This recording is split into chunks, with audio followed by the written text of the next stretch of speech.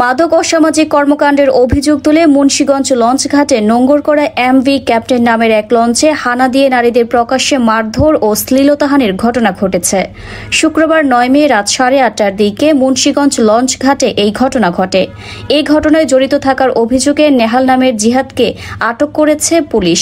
নারীদের প্রহার করা এই যুবক বৈষম্য বিরোধী ছাত্র আন্দোলনের কর্মী বলে জানা গেছে। এদিকে লঞ্চে নারীদের মারধর করার ভিডিও সামাজিক যোগাযোগ মাধ্যমে ছড়িয়ে পড়ে। এ নিয়ে শুরু হয় সমালোচনা। এ প্রসঙ্গে কথা বলেছে দেশের জনপ্রিয় দুই অভিনেত্রীও। তিনি বিরক্তি প্রকাশ করেছেন। অভিনেত্রী লিখেছেন, বিরক্তির সীমা থাকা দরকার। এ ঘটনায় মুখ খুলেছেন আরেক অভিনেত্রী রুকায়া জাহান চমক।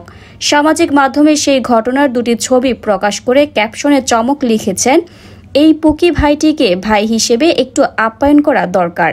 ভাইয়ের ক্ষমতা বোধহয় একটু বেশি হয়ে গেছে। লঞ্চে প্রকাশ্যে নারীদের প্রহার করার ঘটনায় সমালোচনার ঝড় বইছে সোশ্যাল মিডিয়ায়। নারীদের নিরাপত্তা নিয়েও প্রশ্ন তুলেছেন অনেকেই। জানা যায়, শুক্রবার 9 মে সন্ধ্যায় মুন্সিগঞ্জ লঞ্চঘাটে 3তলা লঞ্চ এমভি ক্যাপ্টেনে এ হামলার মারধরের ঘটনা ঘটে। এতে নারীসহ অন্তত 6 জন আহত হয়েছে।